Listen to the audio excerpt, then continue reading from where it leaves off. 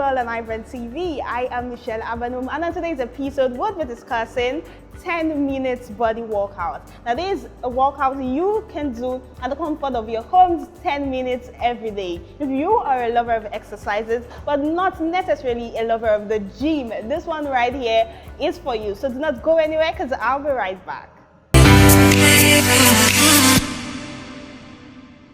Glad to have you back right here on Feed on Well on iBrandTV. I am Michael Agbaji, and like I said earlier, we will be taking you through a 10 minutes workout, just in case you're like me who loves doing their thing from their houses. And of course, we have a guest, a fitness trainer, and that is Diallo. Hello, Diallo. Hi, Diallo. How are you? Glad to have you on the show. I'm very good, thank you. All right, so let's get right into it. You're just going to take us through 10 minutes workout. 10 minutes. Perfect. 10 minutes it is. Just 10 minutes. Yes, 10 minutes daily workout. So Let's it's go. over to you. All right. What are your things? Let's go. Hello guys. So now I'm going to be showing you a 10-minute program that you can do at home, anytime and anywhere. Michael Agbaji is going to participate, and Timothy as well. So let's start. We're going to start by stretching. Always stretch before you work out, okay? So let's go up. Easy stretches to the side and back, to the side and take it back. Woo! Nice one. So let's warm our legs a bit. Warm our legs a bit. Working out doesn't have to be stressful. Always try to make it very interesting. So we're going to do like a dance routine that will get you guys engaged, okay? So who's ready to dance now? Let's go, let's go. So we go this way, easy, okay? Are you ready? Easy steps, are you ready? Relax your hand, just relax. Relax, we're just having fun. We'll start with this, okay? Let's go, very easy. You see, Michelle is even getting it. Let's go, let's go. 1, 2, 3, 4, 5, 6, 7, 8, 9, and 10. As I said, it's a full body workout, so now we're going to target the shoulders. Are you guys ready? Are you with me? So we go this way now, your hands this way, very easy. Easy steps. We go up now, are you ready? In 3, 2, 1, and go. We go up. Let's go, up. Praise the Lord. Up, let's go, come on. 4, 5, you're targeting your shoulders. 7, let's go. 8, up. 9, up. 10, 1, 2, 3, 4, and 5. Michelle, your hands up this way now. We're working on our back now. Are you ready? So when you're working on your back, you pull. Are you ready? We pull. Easy, easy, easy, easy, easy. Nice one. Let's go, guys. 1, 2, 3, 4, 5, 6, 7, 8, 9, and 10 more, Michelle. Let's go. 1, 2, we go side to side now. Let's go. 3, 4, let's go. 5, 6, 7, 8, 9, and 10. We go to the biceps now. Are you ready? Very easy, working on your biceps. Are you ready? Let's go. Let's go.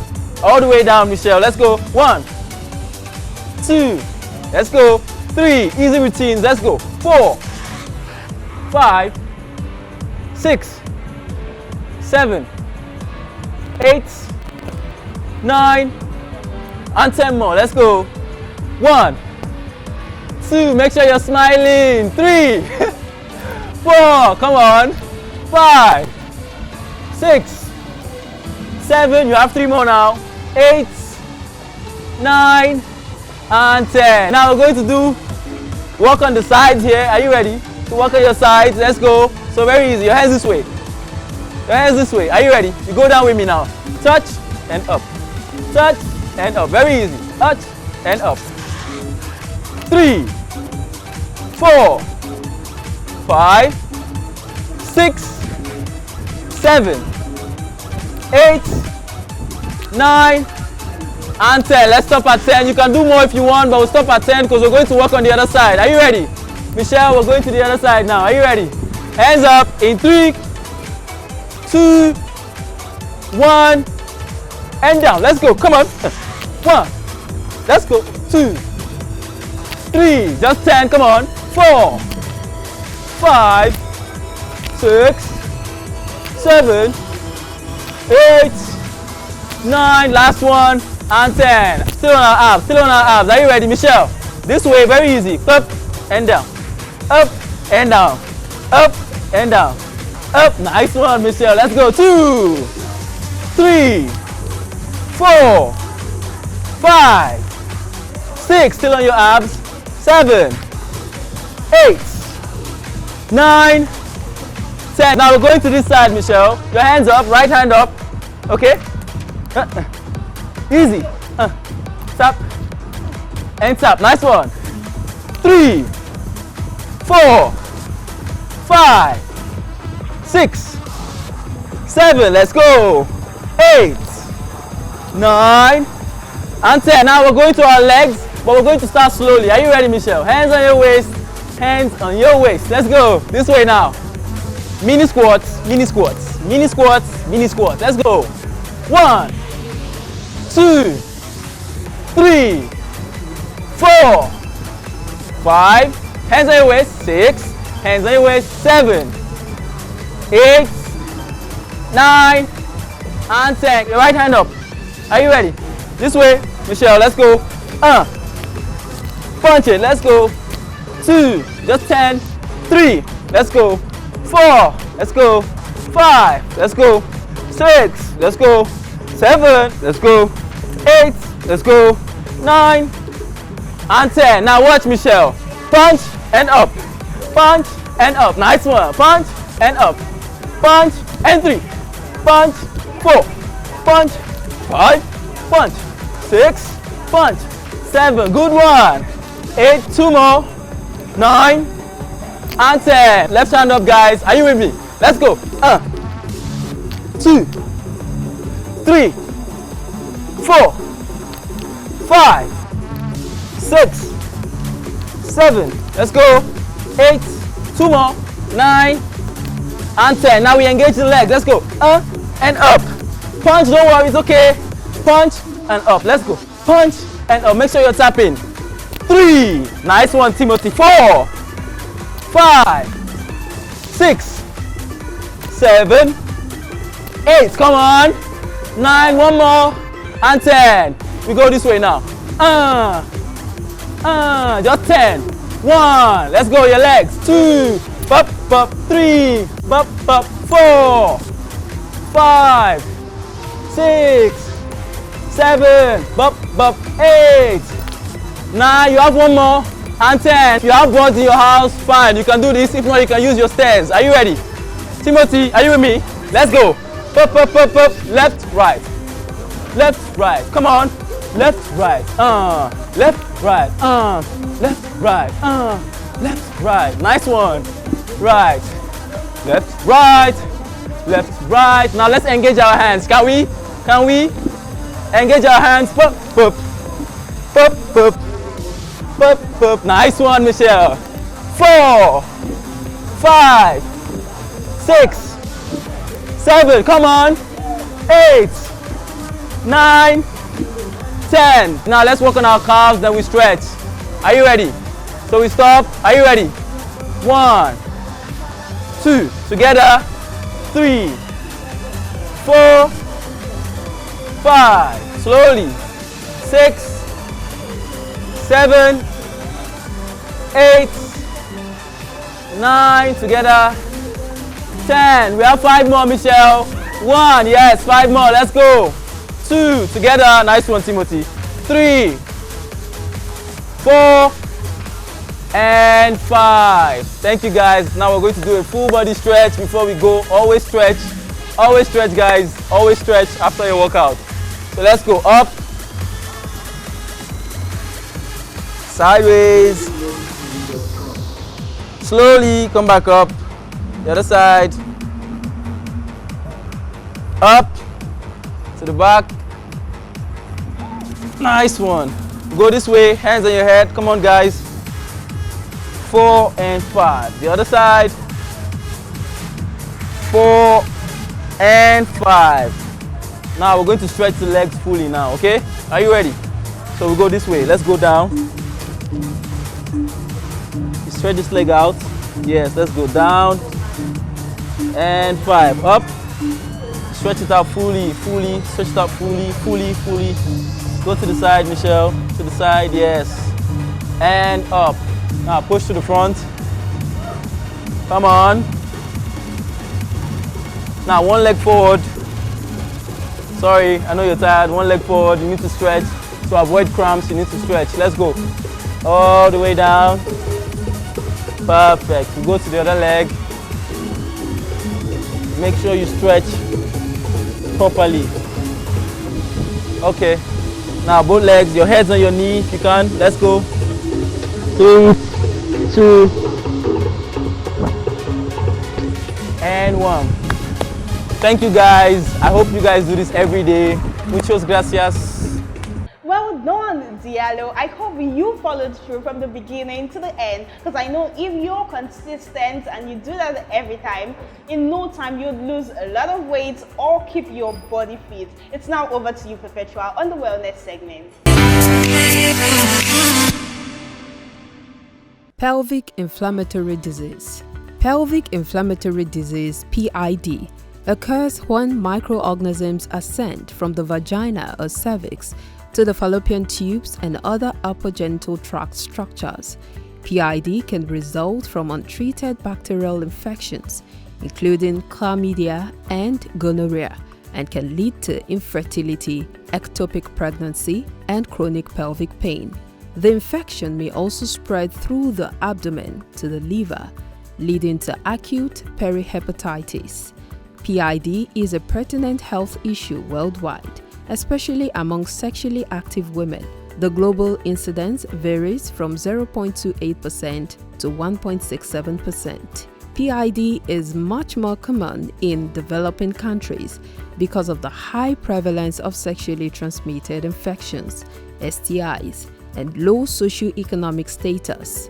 It has been reported to account for 17 to 40% of gynecological admissions in sub-Saharan Africa, 15 to 37% in Southeast Asia, and 3% in India. Among Black Americans, however, the prevalence of PID was reported to be 2.2 times that of white women, that is 6% versus 2.7%. The diagnosis of pelvic inflammatory disease is often difficult and challenging, as no single laboratory test is satisfactory. However, a combination of tests has been reported to improve the sensitivity and specificity.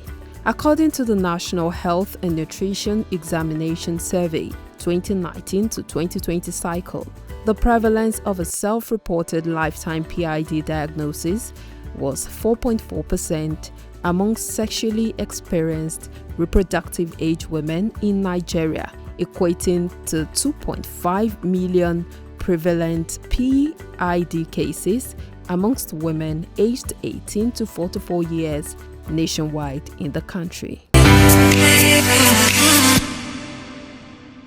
Thank you, Michelle. Thanks for joining me on the Wellness segment. I am Perpetua Fasamipita. Pelvic inflammatory disease is an infection of the female reproductive organs. It most often occurs when sexually transmitted bacteria spread to the uterus, fallopian tubes, or the ovaries. Several types of bacteria can cause PID, including the same bacteria that cause gonorrhea and chlamydia. What commonly occurs is that bacteria first enter the vagina and cause an infection. When not properly treated, this infection can move into the pelvic organs, causing PID. Pelvic inflammatory disease can become extremely dangerous and even life-threatening if the infection spreads to the blood. Joining us to further break this down is Dr. Michael Agbaji. He's a consultant gynecologist, and I'm glad to have you join us, Doctor. Yeah, good evening, Ma. So starting from the very beginning, what is pelvic inflammatory disease? Pretty much as you defined it, it's a polymicrobial ascending infection of the upper genital tract of the woman. And just as you said, everything above the level of the cervix, the uterus, the fallopian tubes, the ovaries, and subsequently into the peritoneum. So as I said, polymicrobial, and as you mentioned, the two major culprits are Neisseria gonorrhea and chlamydia, which are sexually transmitted infections. However, there are some other organisms that have been implicated, mycoplasma, and quite a number of other organisms, but those are the two most significant organisms that are of significant importance when it comes to PID. All right, so how is it contracted, doctor? So pelvic inflammatory disease, the organisms, just as earlier mentioned, are sexually transmitted, but in majority of the cases, they are sexually transmitted.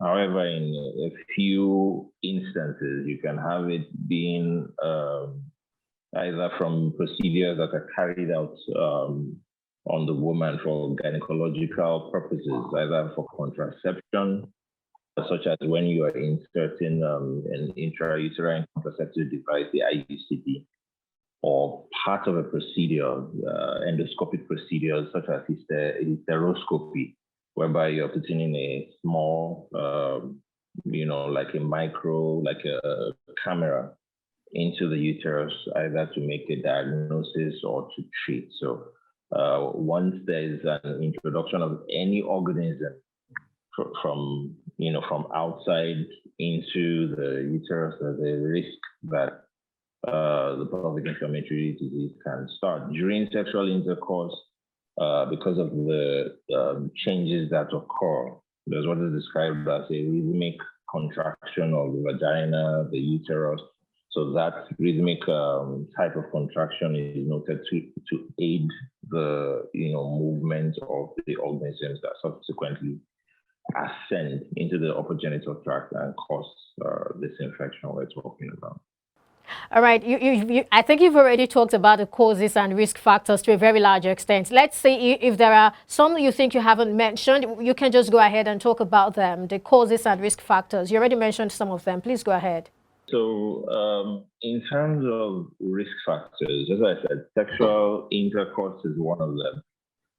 When it comes to sexual intercourse, there are quite a number of factors that come into play.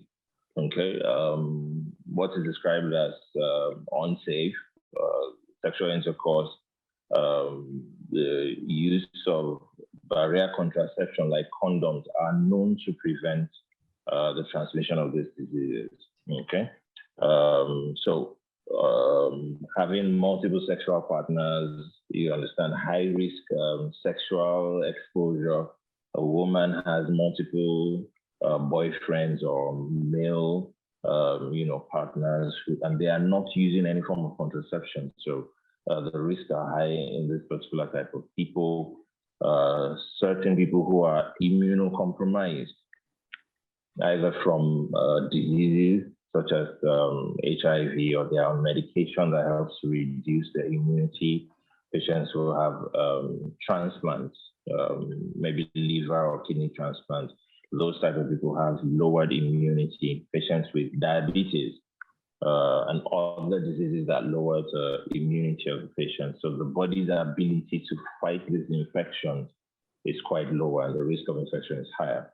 It is not to say that all sexual exposure will lead to the infection, but the risk of the infection is higher in those with lowered body immunity. So younger women, high-risk sexual, behaviors. So those are some of the significant risks, and the gynecological procedures. Those are some of the risks. About the intrauterine device, that's IUD. Are many people aware of these? And if this is a contraceptive option, and we have a situation where a contraceptive method has been, known to be a cause of PID, what then do you think we should be doing? So when we are counseling patients for contraceptives, okay, All these things we have spoken about are taken into consideration. Are you married? Are you sexually monogamous? Do you understand? Are you a high-risk sexual individual? Do you have high-risk sexual partners? So if you have an older woman who is sexually monogamous, yes, the IUCD is a good option for her. And before you do insert it, in the process of evaluating this woman, you are asking her questions. Are you having some of the signs or the symptoms of PID? Are you having an abnormal discharge? Is your husband sexually exclusive with you? So in those type of patients, the risk of bringing about a PID is a lot less. You can actually have women who have vaginal infection and is in the process of passing your IUCD that you further push in the infection. Also, as part of the procedure itself, there's what we call asepsis. Asepsis is just trying to make sure that the equipment you are using is sterile. You're using gloves, sterile gloves, so that you do not introduce any organisms that can go on and produce this kind of infection.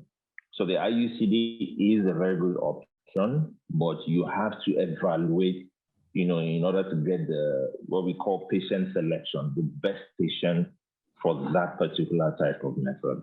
All right, thank you, doctor. Now, knowing that PID can really be dangerous if not treated, what are the signs and symptoms one should look out for?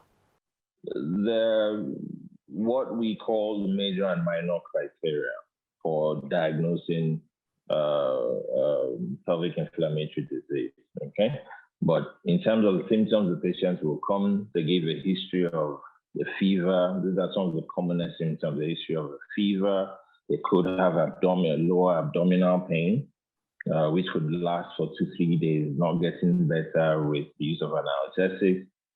They could have foul smelling or abnormal discharge. It could be a current one. It could be happened over the last 1 or 2 weeks. So once a patient is able to tell you these 3 things are there could also be vomiting, nausea, the general feeling of being sick. So, and once you look at this as a woman of reproductive age, she's sexually active, you do have to have a high index of suspicion for this kind of situation.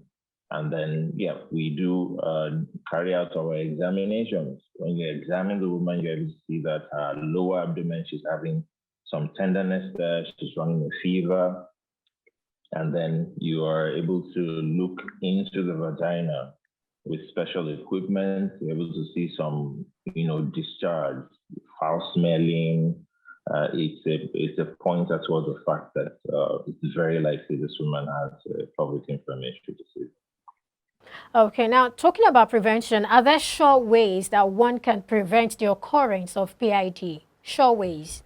Well, the surest way that I can guarantee, I would say, is 100% is abstinence, first of all. The sexual abstinence, and then, if that cannot be guaranteed, the woman cannot, she's married or she's already sexually active, then we can now start talking about barrier contraception, the use of condoms, either the male or the female condom. It also behoves each individual to try and ensure sexual monogamy. That's to say, it's just you and your partner. You don't have any side chick or side guy. You are exposed to high-risk sexual partners. What a high-risk sexual partner simply means is that this is somebody who has other sexual partners. So, and you cannot guarantee that he's using or she's using barrier contraceptives with those people. So, so first and foremost, abstinence, barrier contraception, sexual monogamy, and then when it even does occur, it's always advisable. The earlier it's treated, the better. Because some people will say they think it's toilet disease. They use the wrong set of drugs, and then the infection persists.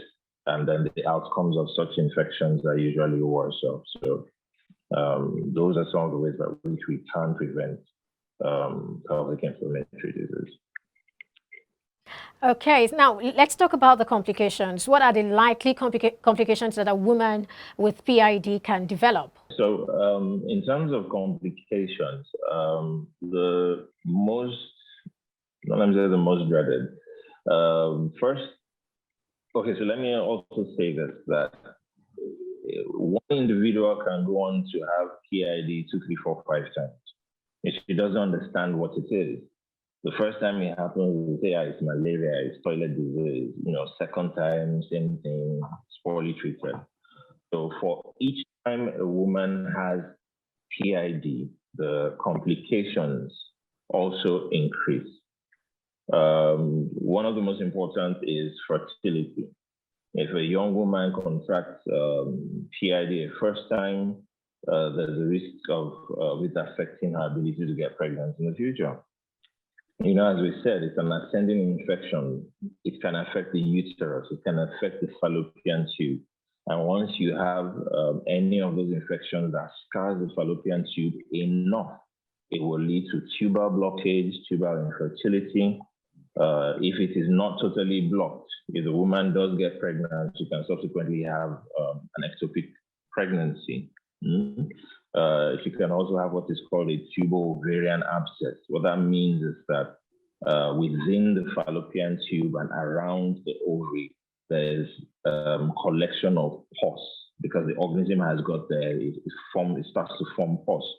So she can have what is called a tubal ovarian abscess, and this can lead to severe pain. She's not able to do anything. She's not able to go to work. Painful intercourse.